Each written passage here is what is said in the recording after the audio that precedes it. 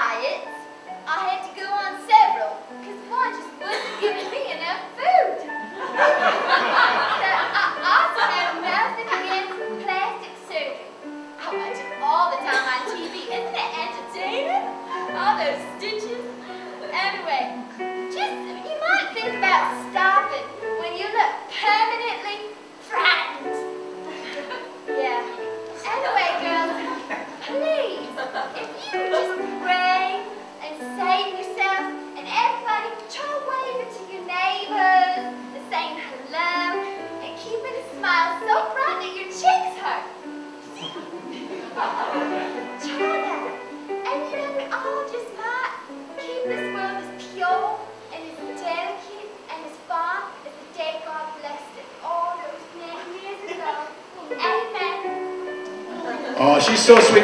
Wait, missing long-term vision. Who was your greatest role model in domination? Oh, that was my big brother Joey. He woke up every morning at the crack of dawn, 4 a.m. We had 4 roosters. Oh, and that one of them just went off, but he would get up and get straight to work, and he wouldn't come back.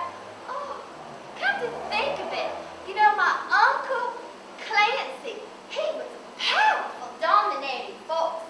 In fact, he's been dominating me since I was a little girl.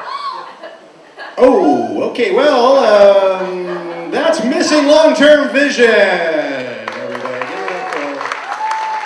Hey, and speaking of relatives, I noticed that misinformation, you and misleading, you have relatives in common. You're both from the same state. How do you feel competing against each other?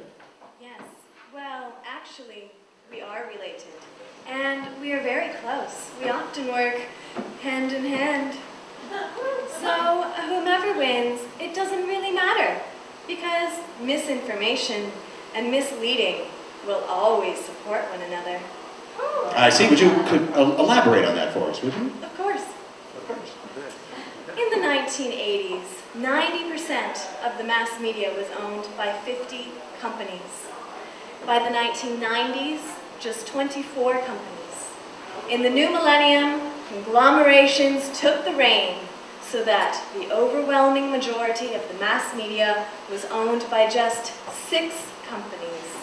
6 companies. Viacom, AOL Time Warner, Disney, Bertelsmann, Vivendi Universal, News Corporation, and the big brother of them all, Clear Channel Communications. Newspapers, cable, internet. We thank the patriotic consideration for the consolidation regulations. Thank you, FCC. Media is run for profit. With 6 corporations controlling the information with a constant spin on all the news you read, all the news you see, and all the news you hear, it's a 666 frenzy feed. Brought to you by the bottom line sharks of corporate greed. Corporations back the administration. Administrations back the corporation. May I have the honor of introducing you to our new administration? Please. Well, there's our Vice President James Halliburton. You all know Enron. Then there's Exxon, and of course the Bush and Bin Laden family have long ties together. There's GE, BP, Walmart, Carlyle Group, and Monsanto. Very popular here in Hawaii. Yeah, I know it's hard to remember all the names, but I just like to think of them as one big family of corporatocracy. And we call it democracy and freedom.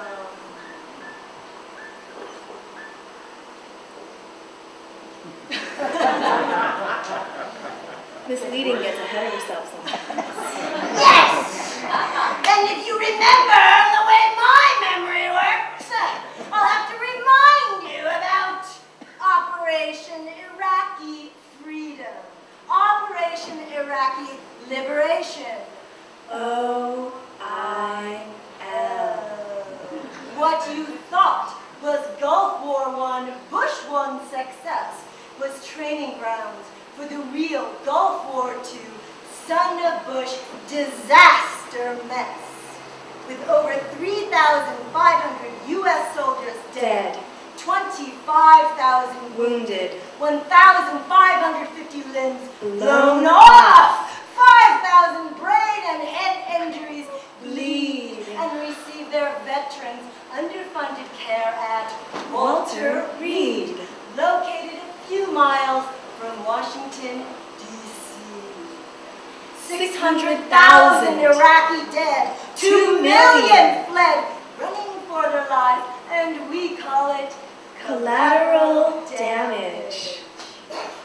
Your taxes support timber, mining, and energy interests with 30 years of environmental laws turned back, logging hundreds of thousands of acres and old-growth trees to prevent Forest fires. And we call it the Healthy Forest Initiative. Abraham Lincoln once said, "The ballot is stronger than the bullet." We now have the ballot and the bullet. In 2000 and 2004, a thief of a leader stole the White House floor for an Orwellian 1984. Police can shoot suspected terrorists and not